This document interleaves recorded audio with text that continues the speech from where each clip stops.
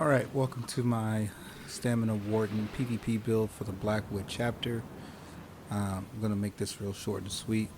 Basically, a lot of things have changed here, mainly a lot of things with stamden and damage as far as the damage type and the calculations that they do have. There is one main thing that we are taking advantage of on this build that is very, very disgusting. I'm going to go ahead and get right into the stats.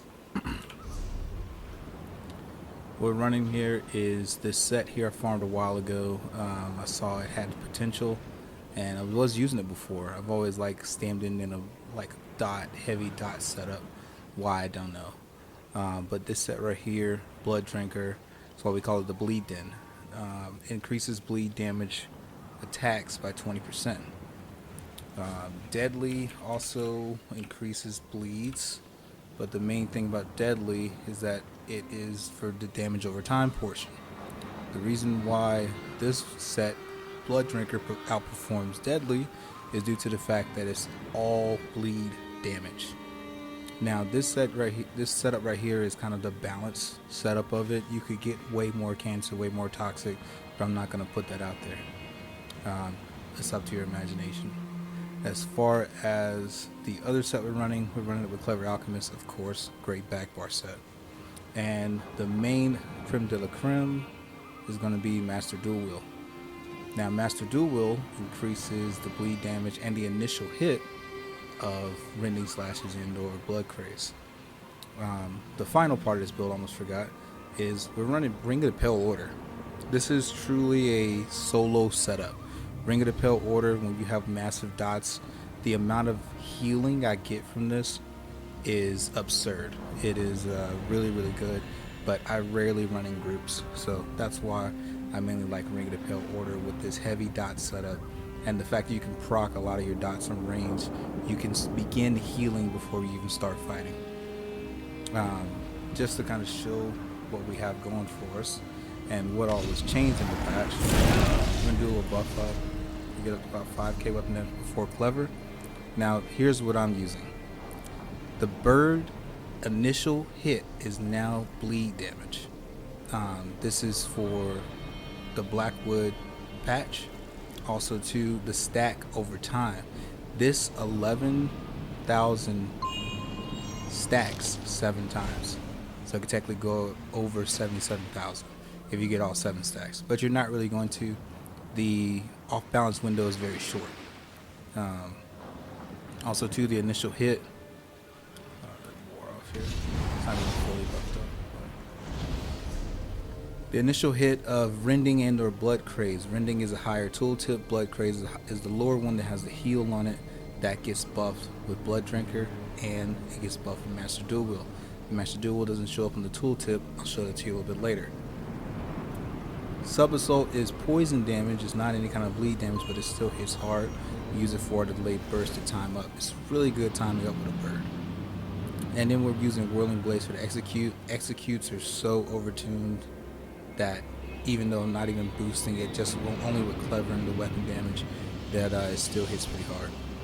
We're also using Bird of Prey here for the minor berserk and the speed, and Dawnbreaker mainly for the CC and because it's up really quick. So I really definitely like Dawnbreaker. If you want to, you could use Lacerate. I mean, the morph of it, I don't even have it morphed. I don't even use it. Other changes in this patch, if you want to get more creative with it, Bloodthirst is now a bleed. If you wanted to use two-hand, Carve is now a bleed. Blood Drinker does boost that. And if you want to have a 1v1 duel and get pretty cancerous, it's under Fighters Guild. Trap Beast is now a bleed. So these are all bleeds. The main thing about bleeds is there is something actually helpful in the help section here. Bleeds, triggering a bleed as far as it applies minor mangle with the hemorrhaging status effect. This is very good because it reduces their health by 10%. Minor mangle does. So as you're fighting people and attacking them, you're literally going to knock off 10% of their health for 4 seconds. And we have so many sources of bleeds that you could easily proc this continuously. Also, too, Growing Swarm is a bleed, and it has a minor vulnerability. I don't find it that useful in combat metrics, which is an add-on that tells you your recent damages. This doesn't show up too high. The main thing is these have strong initial hits along with this. So this is a burst and a bleed, like dot build. So it really helps. Both of these abilities have a really good dot and they have a really good burst. So that's what I definitely like about it. Flies is almost like if I'm 1v1ing, I'll swap out Bird of Prey for flies because I'm not going to use that. And that's just icing on top. Going into the stat sheet here, we are in an Imperial for the reduced cost here. Also too for the stats. One downside about Blood Drinker is that the set is not very stat dense other than crit, which the crits do help your heals out a lot, but it's not very stat dense. Therefore, we need a class that does have a lot of stats built into it. And also too, this one has the recovery as well. And well, the reduced cost in it. Reduces the cost of all your abilities by 6%. Really good, very overlooked. It increases your max stamina and increases your max health. So these are two things here. It's kind of hard to get on the other classes. With that, the main thing, the stamina and health, you can then go ahead and build into what you really need because Blood Drink is not that stat dense. And then Clever Alchemist to help you get over the health threshold. You need to have at least 30k buffed up. Going over the rest of the stats here, the boon we're using is the Warrior. We are a werewolf, it doesn't matter. Using our TM, take away broth. As far as enchants here, they're all prismatic except one max stamina, just to keep our stamina pool a little bit higher. I like to keep as close to 30k as I can. We are running one blood spawn. Almost forgot about that for the recovery here to keep our recoveries pretty decent. So we're all prismatic except one stamina. That's just my personal preference. I like to run in one infuse and bloodthirsty. And this one is a stamina enchant. It's not gold out either. But the 2 weapon damage enchants and 1 stamina recovery. The reason why I run 2 bloodthirsty is because when this build gets ramped up with the dots rolling on people, and you have the dual passive plus bloodthirsty, so you have the slaughter passive, increase damage to dual abilities such as Blood Craze by 20% by people under 25% health. Bloodthirsty, the jewelry trait, really starts to ramp up around this area. And then also too, you have one 15% damage bonus when attack is stunned, immobilized, disoriented enemies. That's what's going to be on our back bar. Okay. Back bar is going to be Ice Fortress for the armor buff, Resolving Vigor, Bull Netch, Leeching Vines. I'm going to go over that in a second. Arctic Blast, who's got nerf, but not really. If anything, the stun is really good. I mainly use it for the stun. I'm using Permafrost. Starting with the front here, I'm using Leeching Vines. Minor Lifesteal got changed here, so it does not proc on... The way it got changed is a little bit confusing, but basically you can proc Minor Lifesteal on every person per second that they're being attacked. So Minor Lifesteal heals a shit ton. So definitely, this is one thing to definitely have on the build. We're using Permafrost here because it applies the chill status effect.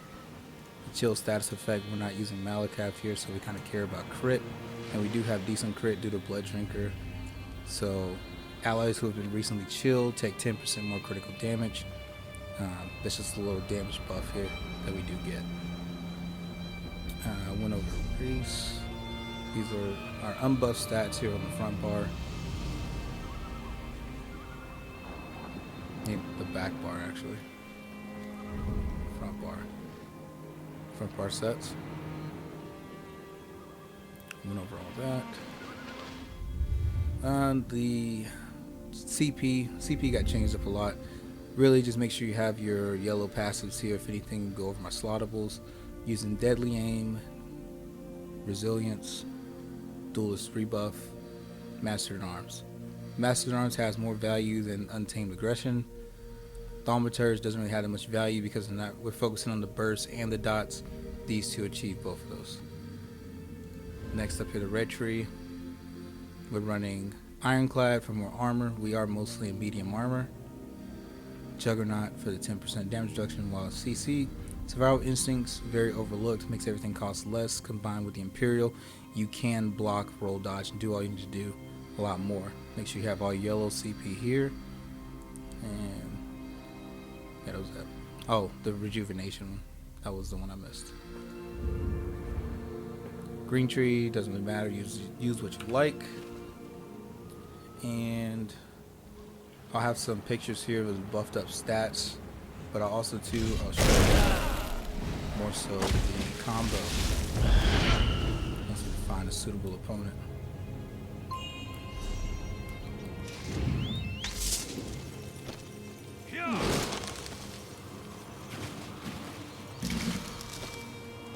Here we go. Alright, so I'm gonna buff up. If you're at range, you're always using birds. Birds at range. You want to stack them off balance, then set them up with at least 3 birds to proc the bleed, then hit them with a heavy attack into a blood craze, and then go from there. If you're in range, melee range, never cast birds. Birds cost is way too high to be sustainable here. It is the same as that when you combine these two. You can really weave in your heavies and focus on sub-assault closer in range. Birds is really not that efficient when close up. It's very good for the off balance and the bleed when you stack.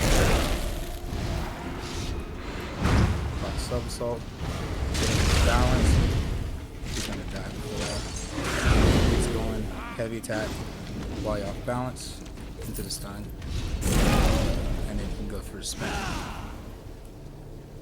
I'll include some gameplay footage here, but you see here everything kind of stacks up really fast.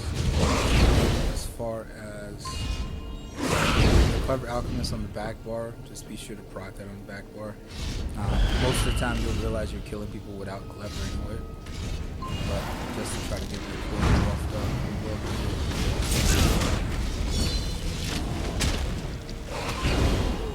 That's the Rending tooltip. That's the Bird Bleed tooltip with Clever and everything up, not counting continuous. So pretty decent.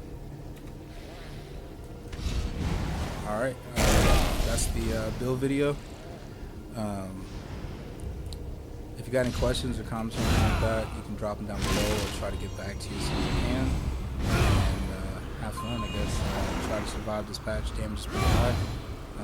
Definitely more defensive, and make sure you position them very well in order to make it through this patch. Alright guys, you have a good one.